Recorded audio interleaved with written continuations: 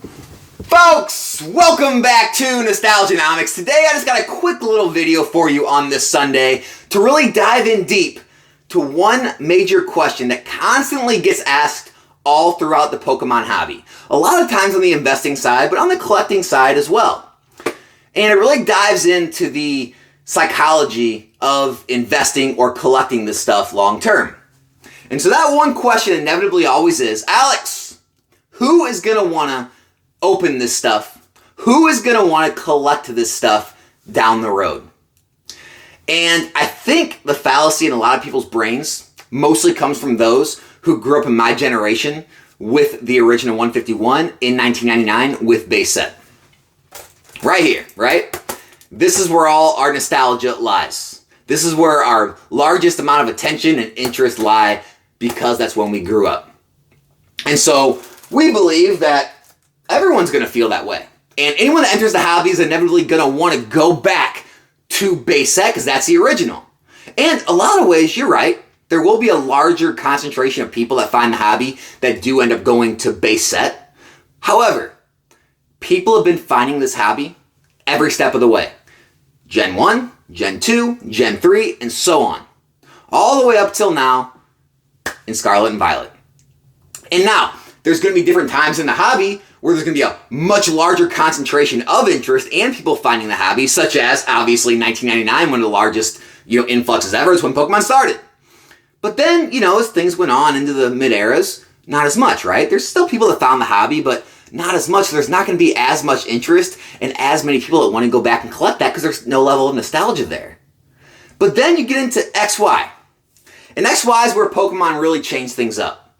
They released Pokemon Go, the worldwide sensation cell phone game, which put Pokemon back on the map. Their stock went crazy, Nintendo stock. They were worldwide news again, right?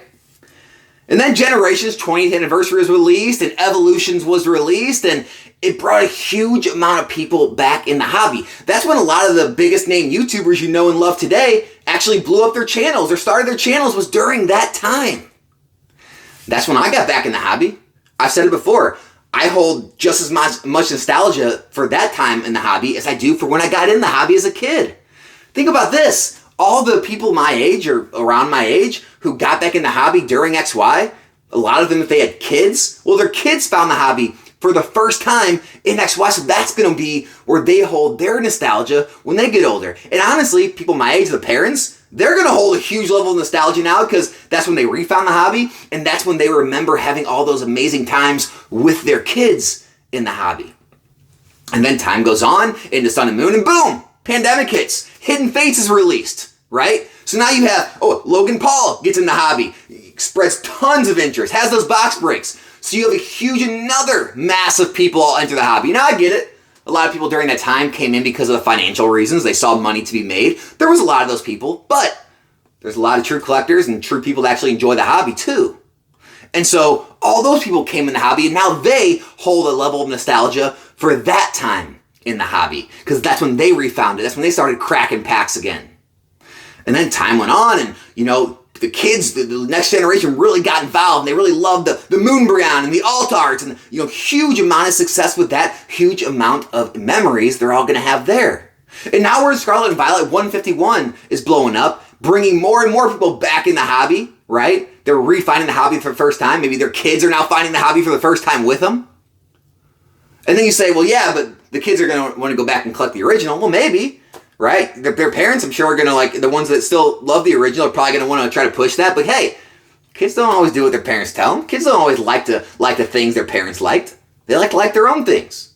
And so every step of the way, Pokemon's continue to pull in thousands, tens of thousands, hundreds of thousands, millions more people back in the hobby worldwide. And each time they do that, that specific era, those sets, that's what those people are going to hold that level of nostalgia for. And remember, that's what got them back in this hobby. And then you have to start thinking about, what's the one thing that people pretty much agree on across every facet of this hobby, whether you're an investor, a collector, a player, whatever it is.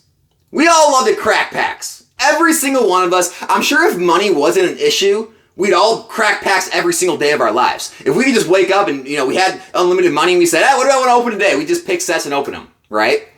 And I think as investors or as long-term collectors, whatever you want to call yourself, we constantly get too wrapped up in the numbers. I've talked about this before. We're always getting our calculators out and going, boop, boop, boop, boop, boop. Nope, I do not want to open that set. The estimated value isn't there. Even if I pull the best card and graded a PSA 10, it doesn't make sense. No one's ever going to want to open that set. Guess what? A lot of people that open packs, they don't care. They don't care. They don't care about the estimated value. They don't care that they can't get this much value or that much value for the card. They just want to have fun. Has anyone ever done that? I've done it. When I got back in this hobby, I opened tons of things just for fun. I wasn't looking at the returns I could get. I just wanted to open this stuff. I saw the cool cards inside. There's nothing like the feeling of opening a pack and pulling that chase card, or pulling that card you wanted to pull, or pulling the top hit in the set. There's nothing like it. That's why it's so addicting. It's so fun. And so because of that, there's gonna be sets that people always want to come back and open. And you may say, well, I'll never pay $300, $400, $500 for a box that I could have opened for $100. A lot of people will, though. And you know what? You even might. You don't know it now, but you even might. I know I have. I know I went back when I got back in the hobby. I know I went back, relatively recently. Whether it be for a birthday or Christmas. I've bought boxes that are way overpriced. I've opened them. I've had fun. No, I didn't get near my money back. But that's not what it's always about, right?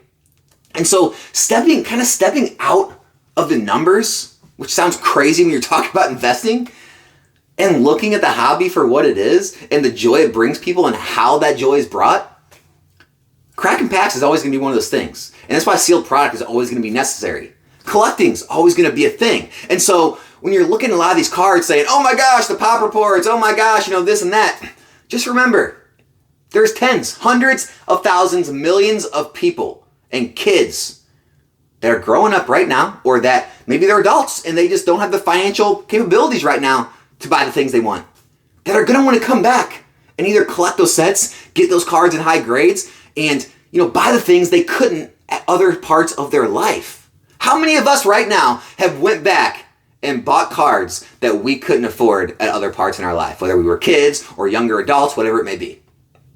And so these are the things you really got to be thinking about in your head and asking yourself when you're trying to predict the longevity of your collection or of your investment. Not just looking at the narrow view of what's happening right now, or what the economy's doing, right? Or are there wars going on, or where are the interest rates at? Where else can I put my money at a better interest rate right now? You need to be looking at the long term if you're a long-term collector, holder, investor, because that's what's going to pay you the most dividends over time, not what happens this year or next year. So, I don't know.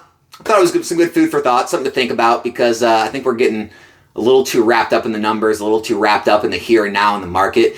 And I think we're losing a little bit of the view of what this hobby's all about and what makes these cards actually as valuable as they are, and why that value continues to sustain into the future. Because it's literally, if it was all about the dollars and the cents, this hobby would have already died.